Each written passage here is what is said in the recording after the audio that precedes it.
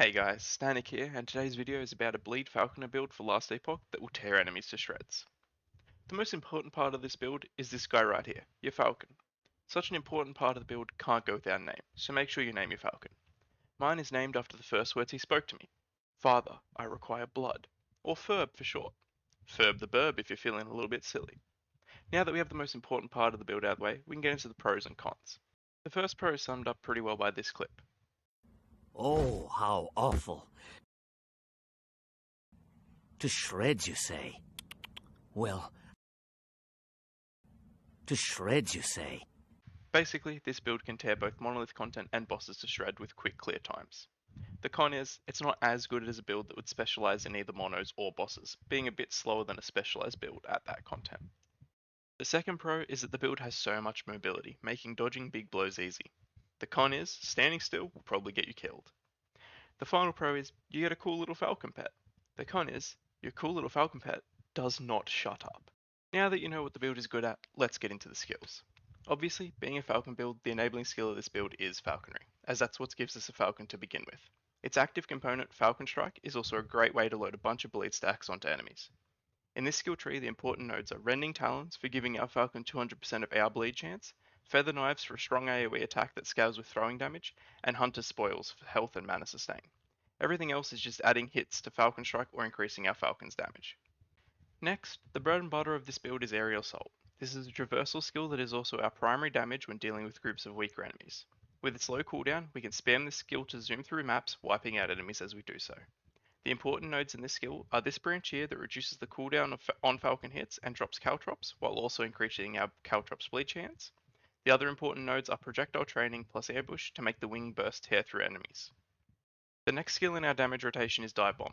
This skill is great for clearing groups of smaller enemies, and the Exsanguinating Strike node on this ability allows it to detonate our bleed stacks, dealing all of their damage instantly, which is great on larger targets and bosses. Important nodes for this skill are obviously Exsanguinating Strike, as well as Rushing Wings to make the Dive Bomb easier to land.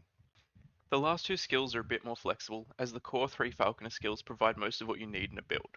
Mobility, AoE and single target damage, and some sustain. So, the first of these optional skills is Net, which gives us access to more Caltrops and Bleed. The important nodes here are this branch for Caltrops, and then the Net's Trap and Spear Trap nodes to make the Net launcher into a trap instead and use Puncture on afflicted enemies. The final skill, which is the easiest to sub out, is Puncture. We never have to actually use Puncture as our Net Traps will do it for us. The main use for this skill is to add Bleed Chance, Physical Shred, and Efficacious Toxin to our Net Traps. Next up, let's look at our passive tree. Basically, we are trying to get as much dexterity as possible, as well as things that scale off dexterity, like Relentless Talons and Stymphalian Feathers nodes. Then we want some throwing damage, and of course some defensive layers, with nodes such as Deflect and Weave and Tailwind. Now, let me show you what items I'm working with. The main takeaway from this is the implicits on the items. Then you just make sure you add resistances until you hit 75% on everything, then you can add dex and other damage modifiers. The items I'm currently using are the Falconry Helm for its dexterity and falcon damage, Falconry Armor for the same stats, Spider Silk Sash for some cold and poison resist, 2 Ivory Rings for necrotic resistance, Ruby Dice for fire resistance and bleed chance, and a Golden Amulet for lightning and fire resistance, a Dragonbone Axe for bleed chance and minion damage. I'm also currently using 3 uniques. The Bloodroost Gloves, which give us more bleed conversion, as well as Physical Pen for our minion inflicted bleeds, which will greatly increase our damage output, the advent of the Erase Boots that give our minions haste and frenzy whenever we get haste, which interacts well with the Raptor's Wings passive node, which gives us a chance to gain haste on either us or our Falcon hitting an enemy. And finally, the Cradle of the Erase Shield, which gives stacking block chance when you haven't blocked an attack recently. Since the Deflect and Weave passive node converts our block chance into Glancing Blow chance, we never consume these stacks, meaning that our block chance, which is now Glancing Blow chance, stays very high. You do not need these uniques to make the build work, but they are great bonuses if you have them. They are also target farmable, with Bloodroost coming from the Ending of the Storm timeline, Advent of the Erase coming from the Spirits of Fire timeline, and Cradle of the Erase coming from the Black Sun timeline. The Advent and Cradle of the Erase are also Weaver's Will items, so you can farm and level a bunch of them to get some really good rolls. As for idols, the ones I've been trying to farm are anything with increased bleed chance, shared physical damage, which is increased physical damage for you and minions, throwing damage, falcon poison and bleed chance, and finally, Caltrops area and armor shred chance.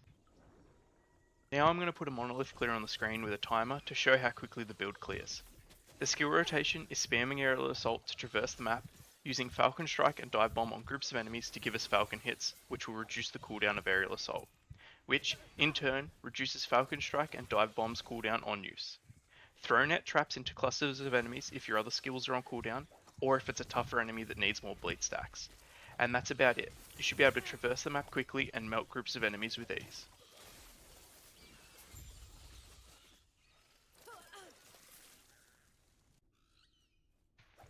Next, I'll show you a tier 3 Jolra clear. While the build can and has cleared tier 4 Jolra, while trying to get footage of it, my monkey brain kept running into her lasers and dying. I mean, look at me doing that here on tier 3 as well, it just isn't as punishing. The build certainly has enough damage for tier 4 Jolra, and survivability too if you're better at dodging her skills.